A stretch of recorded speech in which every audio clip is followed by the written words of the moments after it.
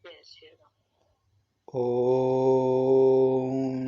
भूर्भुवः स्वः तत्सवितुर्वरेण्यं भर्गो देवस्य धीमहि धियो यो नः प्रचोदयात्।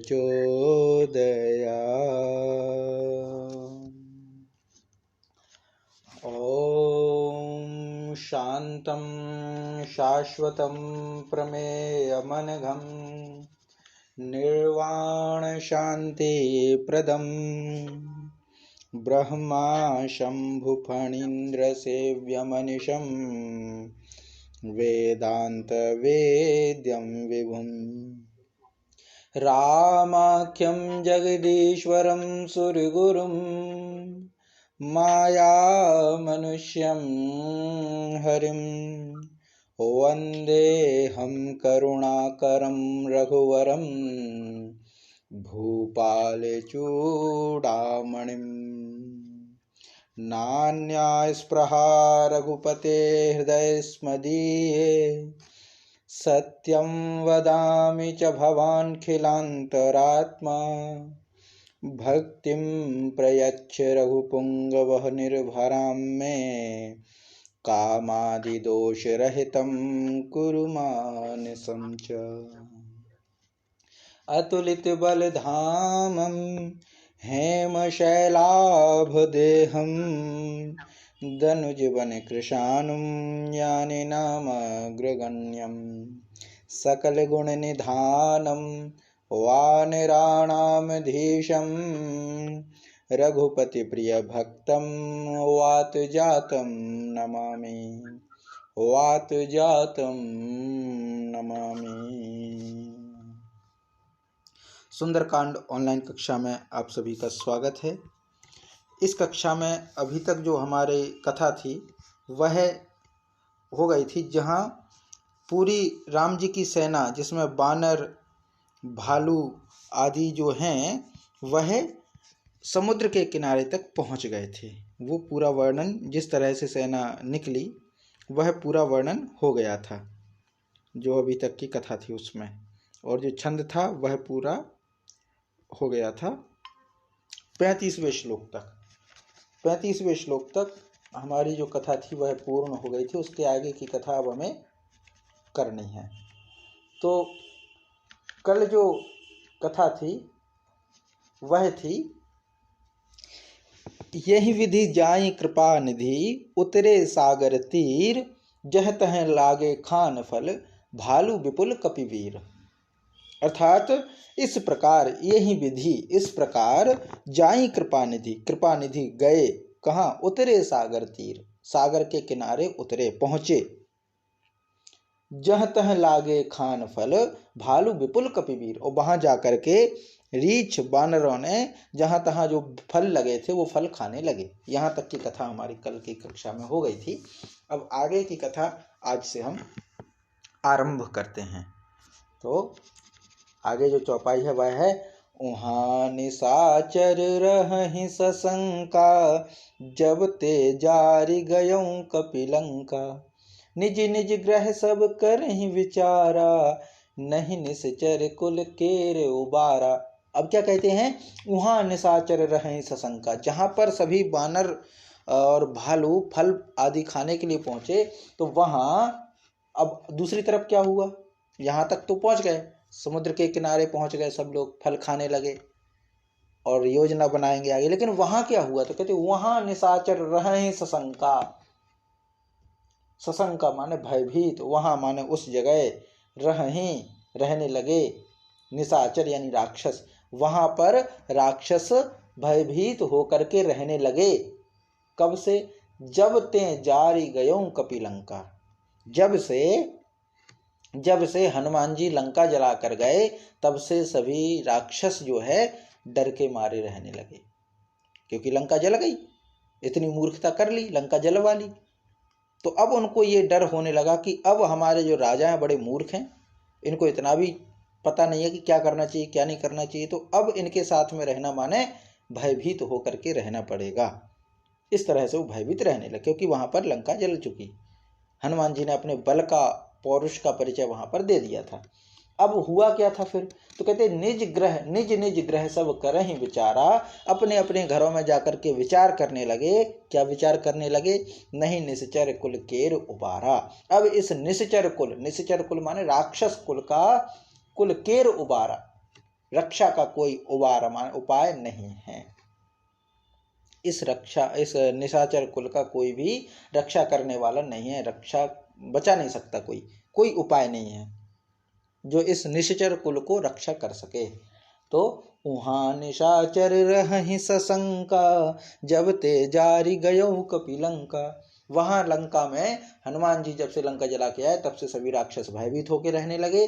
निज निज ग्रह सब करहि विचारा, नहीं निशिचर कुल के रोबारा। वहां पे राक्षसों के जो राक्षस गण थे वह अपने अपने घरों में जाकर के विचार किया उन्होंने कि अब इस राक्षस कुल को बचाने वाला कोई नहीं है। इस तरह से आगे कहते हैं, जासु दूत बल बरन न जाई, ते ही आए पुर कवन भलाई। दूतन सन सुनि पुर जन बानी, मंदोदरी अधिक अकुलानी। अब क्या होता है? जासु दूत बल बरन न जाई, ते ही आए पुर कवन भलाई। तो कहते हैं जिसके दूत के बल का वर्णन नहीं किया जा सकता, तो भैया वो जो स्वयं अगर नगर में आएंगे तो फिर उनसे नगर कैसे बचेगा? भाई उनका जो दूत आया उसी से नगर परेशान है। उन्होंने लंका जला रखी है, एक दूत ने, अकेला एक आया था। और जब प्रभु स्वयं आएंगे, जिनके दूत ऐसे थे, उनके स्वामी कितने भयानक होंगे, उनके स्वामी क्या करेंगे? तो इसीलिए उनको नगर में आने पे क्या भलाई होगी? कोई भलाई नहीं है। उनका दूत आया, उसने लंका जला दी, अब उनके स्वामी अगर लंका में आएंगे तो क्या करेंगे? इस तरह से वो डर रहे हैं। तो जासु दूत बल बरन न जाई, जिसके दूत का बल का वर्णन नहीं किया जा सकता, तही आए पुर कवन भलाई। उनका अगर नगर में आना हो जाए तो उससे भलाई नहीं है, उससे नुकसान ही है। दूतन सन सुनि पुर जन बानी, दूतिन सन सुनि पुरजन बानी, मंदोदरी अधिक अकुलानी। दूतियों से, नगरवासियों के वचन सुनकर, दूतियों से मतलब दूत होते हैं राजा के, दूतियां माने जो महिलाएं होती हैं, स्त्रियां जो होती हैं, वह भी रानी के पक्ष में रहती हैं। तो दूतियों के माध्यम से माने रानियों की, जो रानी, मंदोदरी रानी की जो अपनी गुप्तचर थी, जो समाज की जानकारी देती हैं, वो मंदोदरी तक पहुंचाती थी। वही गुप्तचर होंगे वो राजा तक पहुंचाएंगे, राजा का अलग मंत्रालय था। पर जो स्त्रियां होंगी, महिलाएं होंगी, वह रानी तक पहुंचाएंगी खबर। राजा तक वो खुल के बात नहीं कर सकती, रानी तक पहुंचेगी वो खबर। तो इसीलिए दूती जो है, दूतिन सन सुनि पुरजन बानी। पुरजन माने नगरवासी, पुरजन नगरजन, बानी माने भाषा को, बानी को, वचन को, सुन करके, दूतियों ने सुन करके, किसके? नगरवासियों के वचनों को सुन करके मंदोदरी से कहा, और मंदोदरी वो सब सुन करके बहुत व्याकुल हो गई। तो जासु दूत बल बरनि न जाई, तेहि आए पुर कवन भलाई।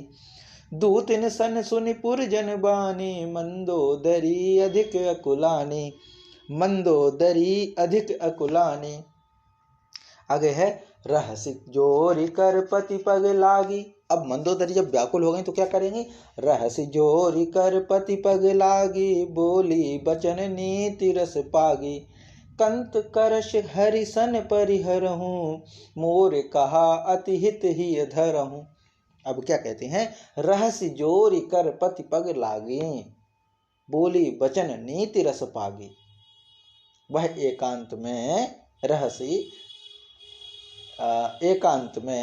कर जोरी कर माने हाथ जोड़ करके, पति पग लागी, रावण के चरणों में लगी, गिर पड़ी, पकड़ा, पैर पकड़े रावण के, और क्या बोली? बचन नीति रस पागी। नीति रस में पगी हुई वाणी बोली। पगी हुई माने पाक, जिसको नीति के रस में पकाया गया हो, ऐसी वाणी माने नीति से युक्त। जैसे रसगुल्ला होता है तो रस में पकाया गया होता है, रस में डाला गया होता है। जलेबी होती है, रस में डाली गई होती है, तो उससे युक्त होता है, चाशनी से युक्त होता है रसगुल्ला।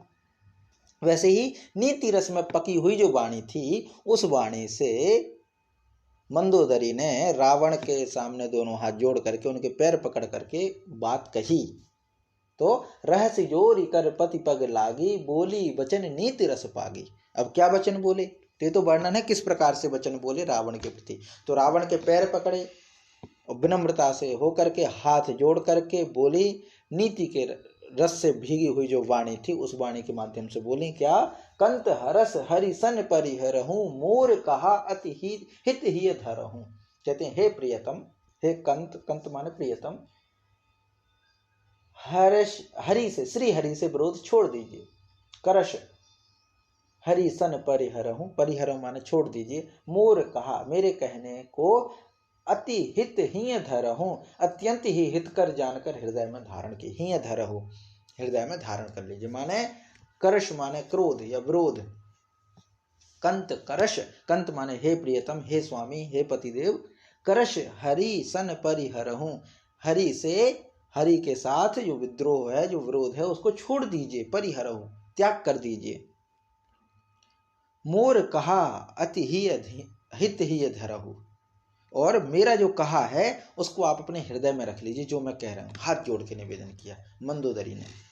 ये पूरा है। तो मंदोदरी व्याकुल है तो पति को समझाएंगी। तो रहस्य जोरी कर पति पग लागी, बोली बचन नीति रस पागी। कंत करश हरि सन परिहरहूं, मोर कहा अति हित ही धरहूं, मोर कहा अति हित ही धरहूं। समुझत जासु दूत कई करणी, समुझत जासु दूत कई करणी, श्रवहि गर्भ रजनी चर घरणी। तासु नारी निज सचिव बोलाई, पठ बहु कंत सुचहु भलाई। अब क्या कहती हैं, और आगे क्या कहती हैं, समुझत जासु दूत कई करणी, जिसके दूत की करणी विचार करते ही, श्रवहि गर्भ रजनी चर धरणी, श्रवहि गर्भ रजनी चर घरणी। तो राक्षसों की स्त्रियों के गर्भ गिर जाते हैं। जिसके दूत का स्मरण कर लेने मात्र से राक्षसों की स्त्रियों के गर्भ गिर जाते हैं डर के मारे। तो तासु नारी निज सचिव बोलाई, तो हे प्यारे, जब तुम अपना भला चाहते हो तो निज सचिव, अपने मंत्री से बुला करके, किसको, तासु नारी, उनकी स्त्री को बुलाई। पठ बहु कंत सो चहु भलाई, उसको भेज दीजिए, उसको भेज दीजिए यदि आप अपना भला चाहते हो। जो चाहूं भलाई, सबने समझाया तो मंदोदरी भी समझा रहे हैं, अपना फर्ज निभा रहे हैं। तो समुझत जासु दूत कई करणी, श्रवहि गर्भ रजनी चर घरणी। ये समझाइश है कि जिसके दूत के आने पर इतना ज्यादा डर हो गया हो पूरे नगर में, जिसके दूत का चिंतन कर लेने मात्र से राक्षसों की स्त्रियों के गर्भ गिर जाते हों, उस स्वामी से विद्रोह मत कीजिए, उन हरि से विद्रोह मत कीजिए, विरोध मत कीजिए, उनकी पत्नी को लौटा दीजिए। तासु नारी निज सचिव बुलाई, पठबहु कंत जो चाहूं भलाई। तो जो आप अपना कल्याण चाहते हो, भला चाहते हो, तो अपने सेक्रेटरी को भेज करके, सचिव को भेज करके उनकी पत्नी को उनके पास भेज दीजिए, ताकि आपके ऊपर जो काल मंडरा रहा है वो बच जाए। ये चीजें हैं। तो समुझत जासु दूत कई करणी, श्रवहि गर्भ रजनी चर घरणी। तासु नारी निज सचिव बुलाई, पठबहु कंत चाहूं भलाई। तो ये पूरा होता है कि मंदोदरी भी अपना समझाने का काम कर रहे हैं। तो समुझत जासु दूत कई करणी, श्रवहि गर्भ रजनी चर घरणी। तासु नारी निज सचिव बोलाई, पठबहु कंत सो चहु भलाई, पठबहु कंत जो चहु भलाई। आगे है, तब कुल कमल विपिन दुखदाई, तब कुल कमल विपिन दुखदाई, सीता सीत निशा सम आई। सुनहु नाथ सीता बिनु दीने, हित न तुम्हारे शंभु अज कीने। अब क्या आगे बात बोली कि तब कुल कमल विपिन दुखदाई, सीता सीत निशा सम आई। तो क्या कहते हैं, तब कुल कमल विपिन दुखदाई, आपके, तब माने आपके कुल रूपी कमल के वन को दुख देने वाली, आपके कुल रूपी कमल के वन को, कमल के जंगल को, कमल के फूल का जो झुंड है उस झुंड को दुख देने वाली कौन? जाड़े की रात्रि के समान सीता आई है। कमल के जो फूल होते हैं उनको मुरझाने वाली, उनको दुख देने वाली जो होती है वो जाड़े की रात होती है, रात्रि होती है, जो कमल को नुकसान पहुंचाती है। कमल की फसल को नुकसान पहुंचाने वाली जो होती है वो जाड़े की रात होती है। वैसे ही तुम्हारा जो कुल है ना, वो कमल के फूल के समान जो है वो जंगल है, कमल विपिन, कमल विपिन है। तो जिस प्रकार कमल के विपिन को ठंड की जो रात्रि है वह नुकसान पहुंचाती है, वैसे ही दुख देने वाली होती है, वैसे ही सीता भी तुम्हारे कमल रूपी कुल के लिए रात्रि बन करके आई है, जाड़े की रात के समान आई है जो दुख देने वाली है। तो तब कुल कमल विपिन दुखदाई, सीता शीत निशा सम आई। जो जानकी माता है वह जो अपनी मनमर्जी से कोई खींचे, अपनी मनमर्जी चलाए, वश में करना चाहे, तो उसके लिए सीता शीत निशा सम आई। उसके लिए तो सीता, ये जानकी माता ठंड की रात्रि के समान है। जैसे ठंड की रात्रि कमल के लिए दुखदाई होती है, कमल के विपिन के लिए दुखदाई होती है, वैसे ही सीता रावण के कुल के लिए भी वैसे ही दुखदाई है।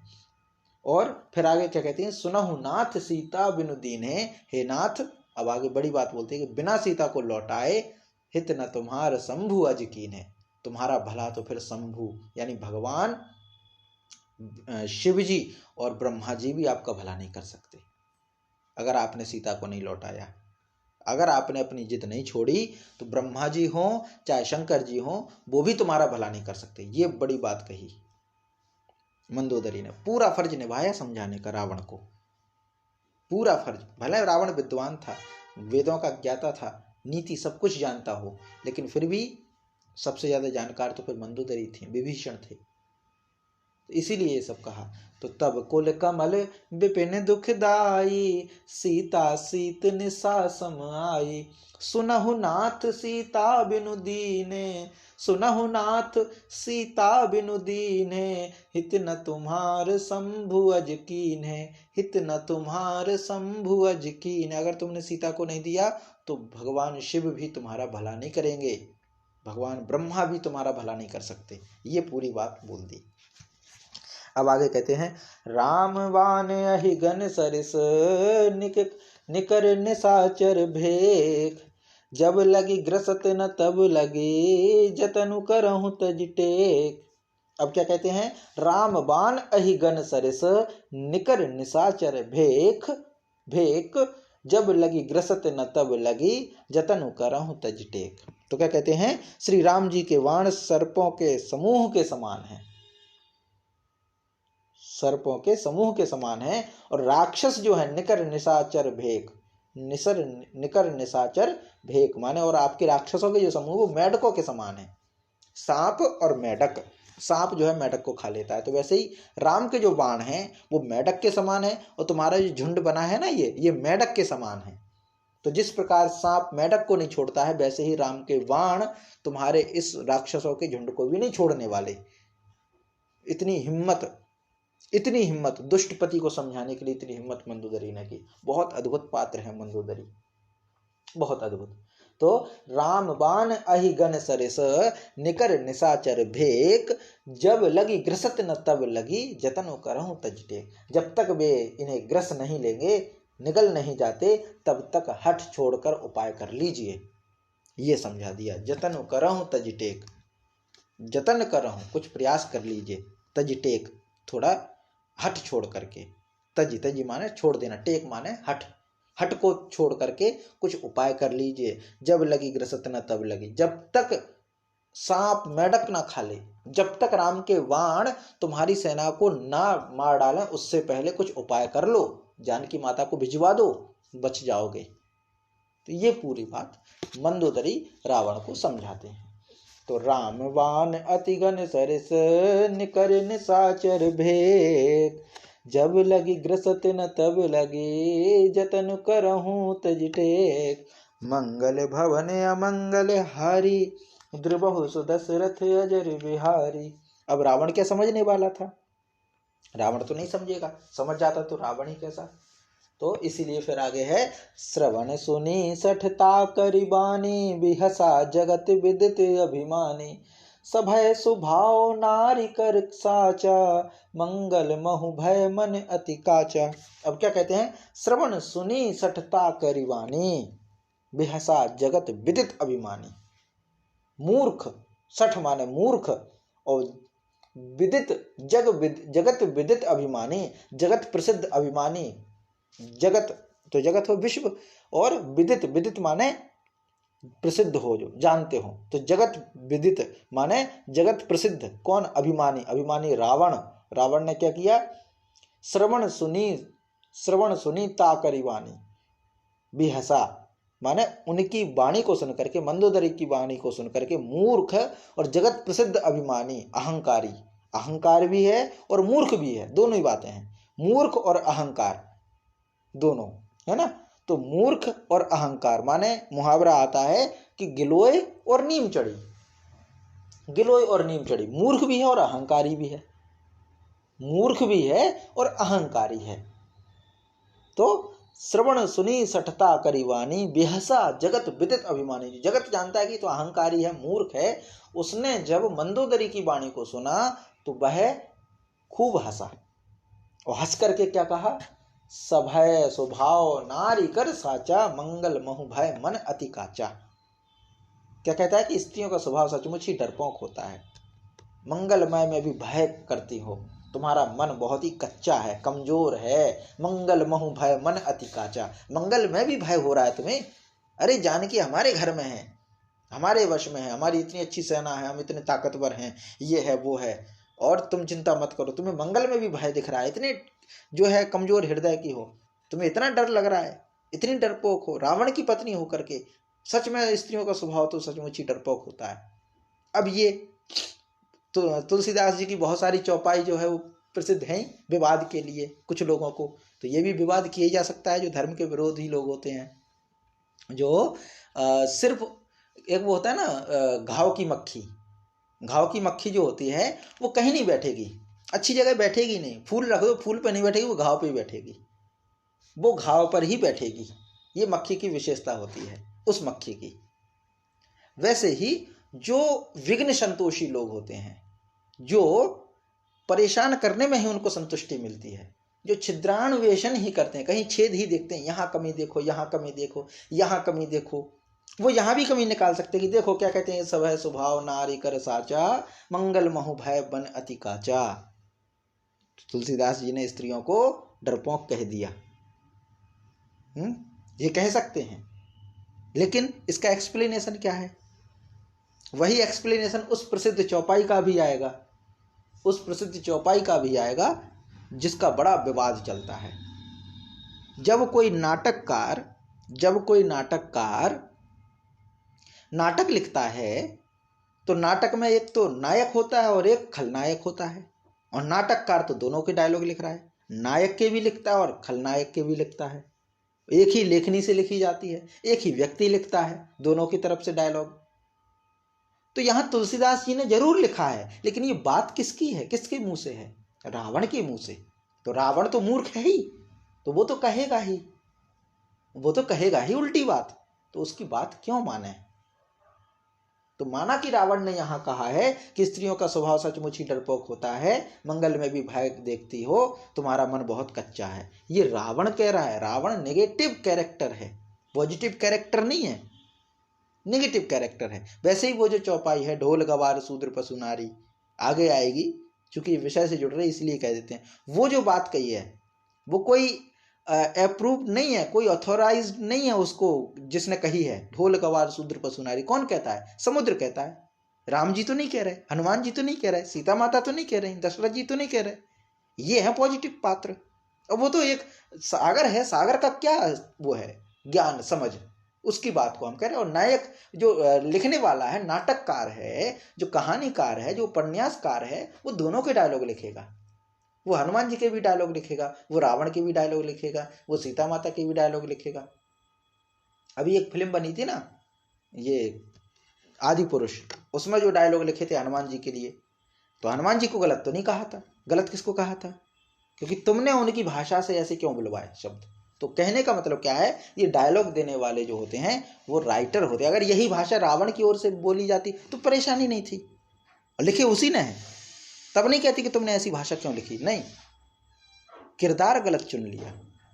तो डायलॉग दोनों तरफ के लिखने वाले लिखते हैं, इसीलिए इस तरह से नहीं विरोध होना चाहिए, अच्छा ही देखना चाहिए।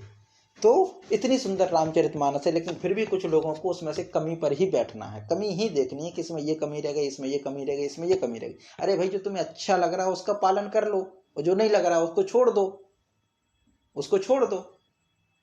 सड़क पे किसी का पर्स मिल जाए और उसमें कुछ कचड़ा भी भरा हो और 100-100 के नोट रखे हों, तो आप कचड़ा छोड़ दोगे, 100-100 के नोट उठा लोगे, अच्छी अच्छी चीज उठा लोगे, बुरी छोड़ दोगे, यही करोगे ना, यही समझदारी है। लेकिन नहीं, लोगों को जो है उसी पे देखना है, कमी कोई देखना है। तो यहाँ पर ये बात कही कि सभय स्वभाव नारी कर साचा, मंगल महु भय मन अति काचा। ये रावण कह रहा है मंदोदरी से कि सच में स्त्रियां डरपोक होती हैं, तुम्हें मंगल में भी भय लग रहा है, तुम्हारा मन बहुत कमजोर है। ये रावण कह रहा है, क्योंकि मूर्ख है, कुबुद्धि छाई है, इसीलिए ऐसी बातें कर रहा है। तो श्रवण सुनी सठता करी बानी, बेहसा जगत विदित अभिमानी। सब है सुभाव नारी कर साचा, मंगल महु भय मन अति काचा, मंगल महु भय मन अति काचा। जो आवई मर कट कट काई, अब आगे की जो है चौपाई, जो आवई मर कट कट काई, जिहि विचारे निश्चर खाई। कपहि कम पहि लो कप जाकी त्रासा, तासु नारी सभीत बड़ी हासा। अब क्या कहते हैं और समझाते, रावण समझा रहा है मंदोदरी को, क्या कहते हैं, जो आवई मर कट कट काई, जिहि विचारे निश्चर खाई। यदि बानरों की सेना आ भी जाएगी ना, तो बेचारे राक्षस जो हैं उनको खाकर अपना जीवन निर्वाह कर लेंगे। ये देखिए, अब उस मूर्ख को, रावण देखो कितनी दुर्बुद्धि है, रावण को इतना भी नहीं पता कि भाई एक बंदर आया, उसका तुमने क्या किया, अपनी लंका जलवा ली, और फिर भी तुम जो कह रहे हो कि जो वानर सेना आएगी उसको तो हम जो है खाएंगे, जीवन निर्वाह करेंगे, ब्रेकफास्ट करेंगे उनसे, उनको खाएंगे। क्या मूर्खता है भाई, तुम एक को नहीं संभाल पाए, अब तो पता नहीं कितने आएंगे, कितने आएंगे। हम पे अगर कोई एक वानर हमला करे और हमें लॉन्च डाले, खरोंच दे हमें, और फिर कहें कि नहीं 10 आ रहे बंदर, तो हम खड़े रहेंगे, अरे कोई नहीं, हम तो निपट लेंगे। मूर्खता है, साफ साफ दिख रहा है कि जो है कुबुद्धि है, मस्तिष्क में सवार दुर्बुद्धि भरी पड़ी है। भले वेदों का ज्ञाता हो तो क्या, दुर्बुद्धि है। इस तरह की बात कर रहे हैं। जब एक बानर आया उसको तुम नहीं संभाल पाए भाई, लंका जलवा ली अपनी, बेइज्जती करवा ली अपनी, बेटा मरवा लिया अपना, रूख वगैरह जो उखाड़े थे सब, हाँ, वो सब ड्रामा करवा लिए तुमने, और फिर भी कहते हो कि और जो बानर आएंगे उनसे हम अपना जीवन निर्वाह करेंगे। तो ये दुर्बुद्धि है। तो जो आवई मर कट कट काई, जिये ही विचारे निश्चर खाई। उनको तो जीने के लिए, निर्वाह, जीवन निर्वाह करने के लिए बेचारे हमारे राक्षस लोग हैं, वो खा लेंगे। कम पही लोकप जाकी त्रासा, तासु नार सभीत बड़ी हासा।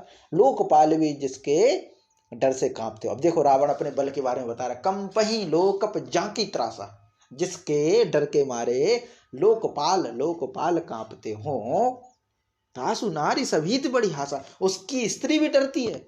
ये तो बड़ी हंसी की बात है, ये रावण कह रहा है। ये रावण जो है ये कह रहा है कि भाई बानर सेना आएगी तो हम तो खा लेंगे, निशाचर खा लेंगे, परेशान मत हो, आहार बन जाएगा।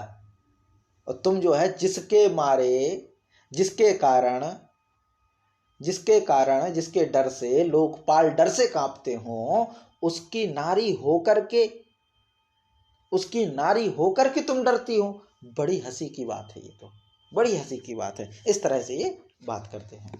तो जो आवई मर कट कट काई, जियहि विचारे निश्चर खाई। कम पहि लोकप जाकी त्रासा, तासु नारी सभीत बड़ी हासा, तासु नारी सभीत बड़ी हासा। अस कहीं भी हंसी ताहि उर लाई, चलेउ सभा ममता अधिकाई। मंदोदरी हृदय करी चिंता, भयहु कंत पर विधि विपरीता। अब मंदोदरी तो बहुत सेंसिटिव है, स्त्रियां बहुत सेंसिटिव होती हैं, वो समझ जाती हैं, मन को पढ़ लेती हैं, और खासकर पति के मन को तो पढ़ ही लेंगी जिनके साथ रह रहे हो। खामोशी को भी पढ़ लेती हैं। बस मोबाइल हाथ में ना हो। आजकल का जो दौर चला है ना, नए नए जो शादी होती है, दंपत्ति होते हैं, पति पत्नी होते हैं, उनका परिवार टूटने का सबसे बड़ा कारण यही है, मोबाइल से फुर्सत नहीं है, पति का पता ही नहीं है। पहले की जो माएँ होती थीं, हम देखते हैं घर परिवार में, वो समझ जाती थी कि क्या चीज़ की कमी। खाना अगर बनाया है तो चेहरे का भाव पकड़ करके ये लग जाता था कि खाना अच्छा बना है कि नहीं बना है। ये एक दूसरे की भावनाओं को समझते थे। वो प्रेम होता था, वो प्रेम होता था। तो मंदोदरी भी समझ गए उस चीज को। लेकिन आज वो प्रेम गायब है। रहने को तो हम रहते हैं, कहने को तो रहते हैं, हम साथ में लिव इन भी कर लेते हैं, नई नई परंपराएं आ रही हैं, संस्कृति आ रही हैं, लेकिन जो साथ में रहना होता है, साथ में रहने के कारण दुनिया भूल जाना, वो साथ में रहना होता है। लेकिन साथ में रह रहे हैं, लेकिन बीच में मोबाइल है, मोबाइल पर पूरी दुनिया है, और फिर कहते हैं कि हम साथ में रह रहे हैं। एक दूसरे की खामोशी ना पढ़ सकें, एक दूसरे के क्रोध ना पढ़ सकें, एक दूसरे के भाव ना पढ़ सकें, तो क्या मतलब का है? एक दूसरे को सह रहे हैं, वो जीवन थोड़ी ना है। तो पति पत्नी एक दूसरे को समझते हैं। ऐसा नहीं पत्नी ही समझे पति ना समझे, नहीं, पति भी समझे बराबर। कोई छोटा नहीं है, ना पति छोटा है ना पत्नी छोटी है, दोनों बराबर हैं, क्योंकि जीवन की नाव दोनों को बराबर चलानी है। जीवन की जो गाड़ी है, बैलगाड़ी है, उसके जो पहिए हैं वो बराबर ही होने चाहिए, तभी चलेंगे। एक छोटा पहिया हो, एक बड़ा पहिया हो, तो गाड़ी आगे नहीं बढ़ेगी, वहीं गोल गोल घूमेगी, गोल गोल घूमेगी। लगा के देख लीजिए, कोई बैलगाड़ी हो, एक बड़ा पहिया लगा लीजिए, एक छोटा पहिया लगा लीजिए और चलाइए, बैलगाड़ी गोल गोल घूमेगी, आगे नहीं बढ़ेगी। और जीवन में आगे अगर बढ़ना है तो दोनों पहिए बराबर, पति पत्नी के, कोई छोटा नहीं कोई बड़ा नहीं, और एक दूसरे को समझें। वही सच्ची जीवन है, वही सच्चा जीवन है, एक दूसरे को समझें। और समझने के लिए ये आवश्यक है कि हम एक दूसरे के साथ पूर्णतः समय बिताएं। सिर्फ शारीरिक नहीं, एब्सेंट माइंड प्रेजेंट बॉडी नहीं, कि शरीर से तो हम स्थिर हैं लेकिन मन कहीं और है, ऐसे नहीं। तो जब मंदोदरी ने रावण को ये सब सुना, बातें सुनी, तो मंदोदरी को लग गया। क्या बात लगी? तो अस कहीं बिहसिता ही और लाई, चले सभा ममता अधिकाई। रावण ने ऐसा कहकर हंस करके उसको हृदय से लगा लिया, उरलाई, हृदय के पास लाया, लगा लिया। रावण ने हंस करके मंदोदरी को हृदय से लगा लिया। चले उस सभा ममता अधिकाई, और ममता बढ़ा करके, स्नेह दिखा करके कि मैं पत्नी को बहुत प्रेम करता हूँ, मैं पत्नी को बहुत प्रेम करता हूँ, मैं मंदोदरी को बहुत प्रेम करता हूँ। जब इतने ही प्रेम करते थे, जानकी माता को क्यों लाए? फिर पटरानियाँ और भी तो हैं, उनको क्यों? दासियाँ और भी हैं, क्यों? जब तुम इतने ही प्रेम करते थे। चले उस सभा ममता अधिकाई। ये जो ज़्यादा वो होते ना, अधिक स्त्रियों से मोह रखने वाले, पहली दूसरी फिर ये भी चाहिए भी चाहिए, वो प्रेम ज़्यादा दिखाते हैं। होता नहीं है प्रेम, दिखाते ज़्यादा हैं, दिखाते बहुत हैं। तो चले उस सभा ममता अधिकाई, प्रेम दिखा करके, स्नेह दिखा करके सभा में चले गए। अब जब रावण सभा में चले गए, फिर क्या? मंदोदरी हृदय करी चिंता। अब ये है मंदोदरी के भाव, जो रावण को समझी हैं, रावण के समय को समझिए कि अब कैसा समय है, आगे कैसा समय आने वाला, भाव क्या है, इनकी समझ क्या है, इनके जो है बुद्धि क्या है, किस तरह से रहते हैं। तो मंदोदरी हृदय करी चिंता, भयों कंत पर विधि विपरीता। मंदोदरी इसी बात की चिंता करने लग गई कि पति पर, मेरे पति पर विधाता विपरीत हो गए, प्रतिकूल हो गए। विधाता जो है वो प्रतिकूल हो गए, पति पर विधाता प्रतिकूल हो गए, ये चिंता उनको लग गई। तो मंदोदरी हृदय करे चिंता, भयों कंत पर विधि विपरीता। मंदोदरी को हृदय में बड़ी चिंता लग गई कि मेरे पति पर विधाता जो है विपरीत हो गए, माने इनकी बुद्धि अब घुमा दी, इनकी बुद्धि घुमा दी। इसका मतलब क्या है कि अब ये बिल्कुल सर्वनाश करके रख देंगे, अब ये पूरे कुल का सर्वनाश करके रख देंगे। और कहा जाता है, 1 लख पूत 1.25 लाख नाती, ताघर दिया नहीं बाती। जिसके पास 1 लाख पूत 1.25 लाख नाती थे, उसके घर में दिया बाती जलाने के लिए कोई नहीं बचा था। ऐसी जो विधि विपरीत होती है। तो मंदोदरी हृदय करी चिंता, भयों कंत पर विधि विपरीता, ये वो भी समझ गई। तो अस कहीं भी हसिता ही उर लाई, चले सभा ममता अधिकाई। मंदोदरी हृदय करी चिंता, भयों कंत पर विधि विपरीता, भयों कंत पर विधि विपरीता। बैठे सभा खबर सिपाही, बैठे सभा खबर सिपाही, सिंधु पार सेना सब आई, बूझिस सचिव उचित मत कहूँ, ते सब हंसे मष्ट करि रहूं, ते सब हंसे मष्ट करि रहूं। कहते बैठूं सभा खबर असी पाई, सिंधु पार सेना सब आई। जैसे ही सभा में जाकर के बैठा, मंदोदरी को समझा करके मंदोदरी को समझाया और सभा में पहुंचा। सभा में जाकर के जैसे ही बैठा ही कि खबर आ गई। क्या खबर आ गई? कि शत्रु सेना समुद्र के पार आ गई। पार मतलब किनारे, उस पार। रावण तो इस पार रहता था लंका की तरफ, और सेना समुद्र के किनारे। अब लंका और राम जी की सेना के बीच में सिर्फ समुद्र है, सिर्फ समुद्र। ऐसा तो सेना समुद्र के पास आ गई।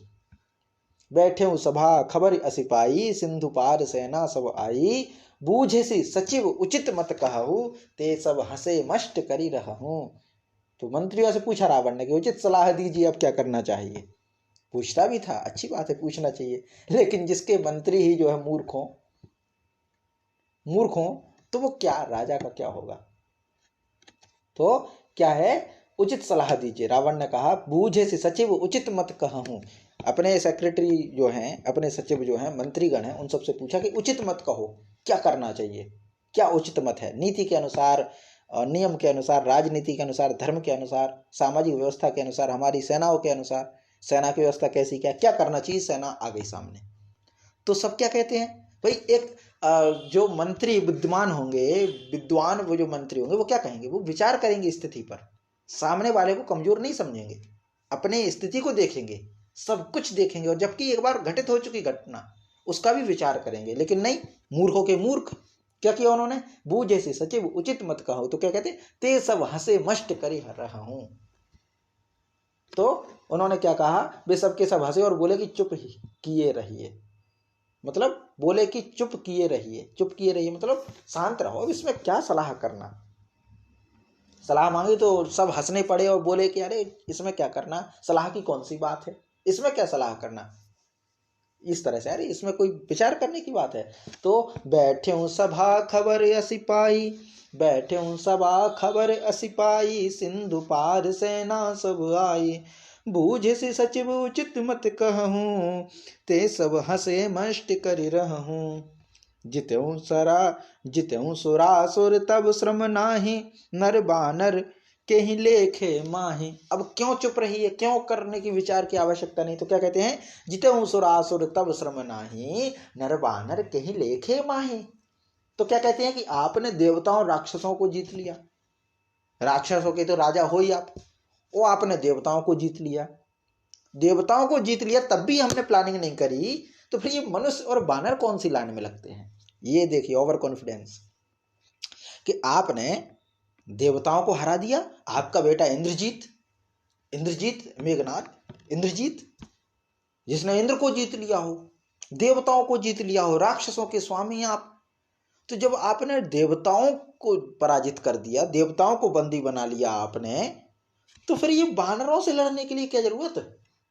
ये तो वैसे ही कोई है ही नहीं स्थिति, ये तो कोई मतलब ही नहीं। आपने तो देवताओं को जीत लिया और फिर भी हमने कोई प्लानिंग नहीं की थी, बिना प्लानिंग के ही आपने देवताओं को जीत लिया। और आप कहते हो कि अब ये बानरों से लड़ने के लिए हमें मत चाहिए, प्लानिंग करनी है। क्या मूर्खता की बात कर, चुप रहो, क्या इसमें विचार करना, क्या सलाह करना, ऐसे मत रावण को दिए। ये कहा। अब आगे क्या बात आती है वो महत्वपूर्ण है। ये यहाँ पे राजनीतिक व्यवस्था को समझना चाहिए कि सचिव वैद्य गुरु तीन, जो प्रिय बोलई भय आस, राज धर्म तन तीन कर होई बेगही नास। अब क्या होता है, सचिव यानी सेक्रेटरी मंत्री, वैद्य यानी चिकित्सक, और गुरु शिक्षक, तीन चीजें हैं। सचिव वैद्य गुरु तीन जो प्रिय बोलई भय आस, जो प्रिय बोलते हो किसके कारण, डर के मारे या फिर लाभ के कारण। वास्तविकता ना बोलें, वास्तविकता ना बोलें, वास्तविकता ना बोलें माने है कुछ और लेकिन बता नहीं रहे। क्यों, क्योंकि या तो डर है या फिर लालच है। दोनों ही स्थिति में अगर सचिव ने, वैद्य ने, गुरु ने सच नहीं बोला, प्रिय बोलने लगे भय के डर से या कुछ मिलने की आशा से, कुछ मिल जाए, या फिर जो है भय भय हो राजा का, तो सच ना बोले तो क्या होगा? राज धर्म तन तीन को। राज, सचिव अगर गलत बोलेंगे तो राज चला जाएगा, गुरु अगर गलत बोल देगा प्रिय बोलने के चक्कर में, असत मतलब अहित बात बोलेगा तो धर्म चला जाएगा, और वैद्य अगर गलत बोल दे, अनुचित बात बोल दे, अनुचित मतलब प्रिय बोल करके मीठी बात बोल दे हमारे जैसी, तो तन चला जाएगा, तीनों का शीघ्र ही नाश हो जाएगा। इसीलिए कभी भी भय नहीं। अब आजकल भी तो है, तीनों के उदाहरण देख लीजिए। राजाओं के, हमारे नेताओं के जो सेक्रेटरी होते हैं वो इसमें ही बने रहते हैं कि मुख्यमंत्री जी हमें प्रमोट कर दें, हमारे लिए कुछ मिल जाए, हमें तबादला ना कर दें, हमें यहाँ से निकाल ना दें। प्रधानमंत्री जी, मुख्यमंत्री जी, विधायक जी, सांसद सब हैं। तो जितने भी आगे पीछे घूमने वाले हैं सब वो मीठा बोलते हैं, मीठा बोलते हैं। और ऐसा मीठा बोलने के चक्कर में इतिहास गवाह है, राजाओं को हरवा दिया, राज चला गया और दूसरे के हाथ में पहुंच गया, क्योंकि मीठा बोलना है, मीठा बोलना है। और कहा जाता है, एक संस्कृत साहित्य में एक पंक्ति आती है, हितम मनोहारी च दुर्लभम बचा, हितम मनोहारी च दुर्लभम बचा, माने हितकारी और मन को हरने वाले वचन बहुत दुर्लभ होते हैं, आसानी से नहीं मिलते ऐसे लोग। यहाँ विभीषण आएंगे बोलेंगे, लेकिन वाल्मीकि रामायण में एक पंक्ति आती है यहीं पे कि सुलभा पुरुषा राजन सततम प्रियवादिनः, सुलभा पुरुषा राजन सततम प्रियवादिनः अप्रियस्य तु पथस्य वक्ता श्रोता च दुर्लभा। ये दो बात इससे प्रसंग से बहुत मेल खाती है। डर के कारण प्रिय मत बोलो। तो सुलभा पुरुषा राजन सततम प्रियवादिना, हे राजा, हे राजा, ऐसे लोग बहुत सुलभ हैं जो हमेशा प्रिय बोलें, मीठा बोलें, मीठा बोलें, मीठा बोलें। सुलभा पुरुषा राजन सततम प्रियवादिना अप्रियस्य तु पथस्य, अप्रियस्य तु पथस्य, प्रिय ना लगे, बुरा लगे, लेकिन पथस्य हितकारी हो, बुरा लगे लेकिन हितकारी हो, ऐसे बोलने वाले और ऐसे सुनने वाले दोनों ही कम हैं। ना तो बोलने की हिम्मत है, अगर किसी में बोलने की हिम्मत हो तो सुनने वाले में भी नहीं है, दोनों ही तरफ हैं। और ये दोनों बातें, ये बात सुलभा पुरुषा राजन सततम प्रियवादिना प्रियस्तु पथस्य वक्ता श्रोता च दुर्लभा, ये पूरी बात रावण को दो लोगों ने कही। जब माँ जानकी का हरण कर रहा था रावण, तो मामा मारीच ने बोला सुलभा पुरुषा राजन, क्योंकि मारीच कह रहा था कि मत करो, ये भोगना पड़ेगा आपको और आपके राज्य को भोगना पड़ेगा, मत करो, ठीक नहीं है, आप बड़े राजा हो, ये छोटा काम मत करो, चोरी मत करो, जीत के ले जाओ अलग चीजें, पर चोरी तो मत करो, मुझसे मत करवाओ ये। तो कहा था कि सुलभा पुरुषा राजन, मैं तो सही बात बोल रहा हूं लेकिन आप समझ में नहीं आ रहा है। तो सुलभा पुरुषा राजन सततम प्रियवादिना, आप जैसा सुनना चाहो वैसे बोलने वाले तो बहुत मिल जाएंगे, लेकिन अप्रियस्तु पथस्य, आपको दुखदाई लगे लेकिन आपके भले के लिए हो, ऐसे बोलने वाले और ऐसे सुनने वाले दोनों ही कम हैं। ये मारीच ने बोला और आगे विभीषण बोलने वाले हैं यही बात कि राजा, आप तो राजा हो, सब ठीक है, लेकिन आप जो है मीठे सुनने वाले हो, आप कानों के अनुसार सुनते हो, आपके कान किस प्रकार सुनेंगे, ऐसे बोलने वाले तो बहुत मिल जाएंगे, लेकिन जो आपके भले के लिए है, भले आपको बुरा लगे, ऐसे बोलने वाले सुनने वाले दोनों ही कम हैं। तो इस तरह से होता है। तो सचिव वैद्य गुरु तीन जो प्रिय बोलई भय आस, राज धर्म तन तीन कर हो ही बेग ही नास। तो आज की जो कथा है हम यहीं पे विराम देते हैं कक्षा का। अगली जो कक्षा है हम कल कथा आगे बढ़ाएंगे और आज की कक्षा हम यहीं पे विराम देंगे।